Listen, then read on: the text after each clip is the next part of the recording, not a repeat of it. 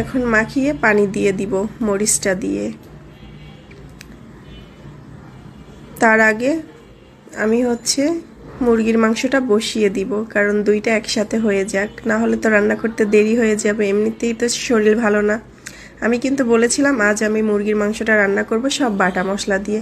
আমি কাঁচামরিচ বেটে নিয়েছি, রসুন বেটে নিয়েছি, জিরা বেটে নিয়েছি, এলাচ দারচিনি বেটে নিয়েছি, পেঁয়াজ বেটে নিয়েছি, এগুলো সবই দিয়ে দিয়েছি।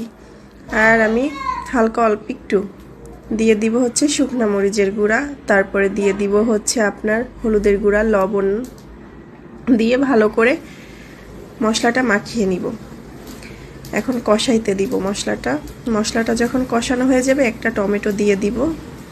আমার কাছে মুরগির ভিতরে টমেটো দিলে খেতে ভালো লাগে, কার কাছে কেমন লাগে আমি ওটা জানি না, কিন্তু আমার কাছে খুবই ভালো লাগে। এরপরে আমি মুরগির মাংসগুলো দিয়ে দিব কড়াইতে, দিয়ে ভালো করে কষিয়ে নিব।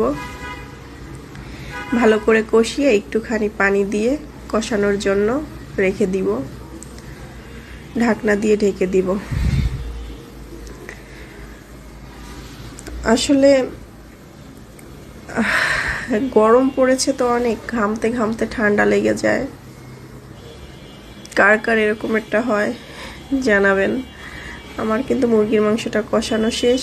এদিকে আমি খিচুড়ির জন্য খিচুড়ির ভিতরে পানি দিয়ে দিয়েছিলাম, বলক এসে গিয়েছে। দেখেন তো কালারটা ঠিক আছে কিনা।